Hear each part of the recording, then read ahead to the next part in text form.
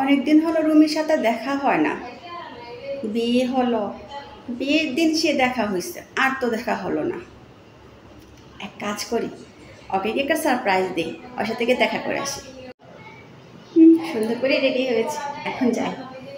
বান্ধবীর হাজব্যান্ডের মানে শ্বশুর বাড়িতে যাওয়ার কথা, একটু সুন্দর করে তো রেডি হতেই হবে।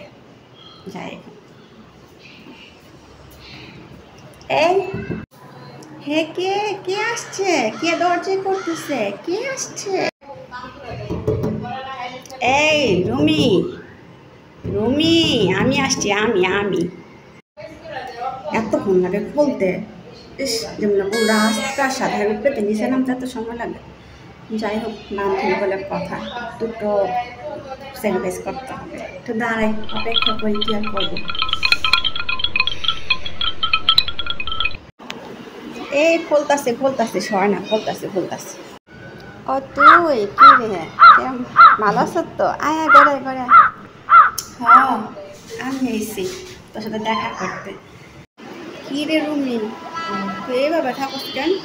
মানে এই যে কি সব করে আসো, কোথাও আবার যাবি নাকি? এসে আবার বাধা দিলাম নাকি যাওয়ার পথে?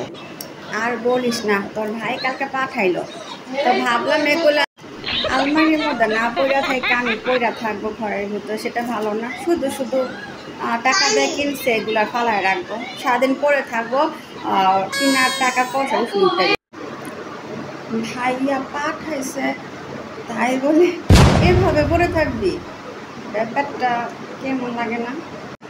আর তুই দেখিস না ইসার মধ্যে, টিভি সিরিয়ালের মধ্যে ইন্ডিয়ার নায়িকারা কেমন সুন্দর করে সেজে গুজে গহনা করে সারাদিন বসে থাকে। তো আমি পরে সমস্যা কি বল?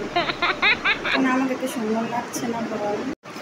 ও আচ্ছা, এ কথা। তার মানে তুই টিভি সিরিয়াল দেখতে শিখেছিস কীভাবে গহনা করে সারাদিন ঘরে থাকতে হয়। যা ভালো, তোরা আস্তে আস্তে বড়স। আচ্ছা, অনেক সময় হলো, আসছি তো।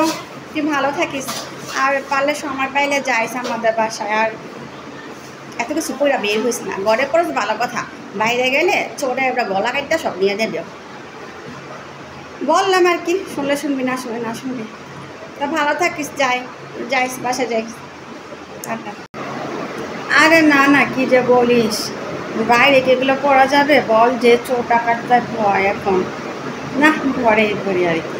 আচ্ছা, যাবো না, একদিন সময় করে যাবো তোদের বাসায়। হ্যাঁ আচ্ছা, আবার আসিস, ভালো থাকিস। আল্লাহ হাফেজ।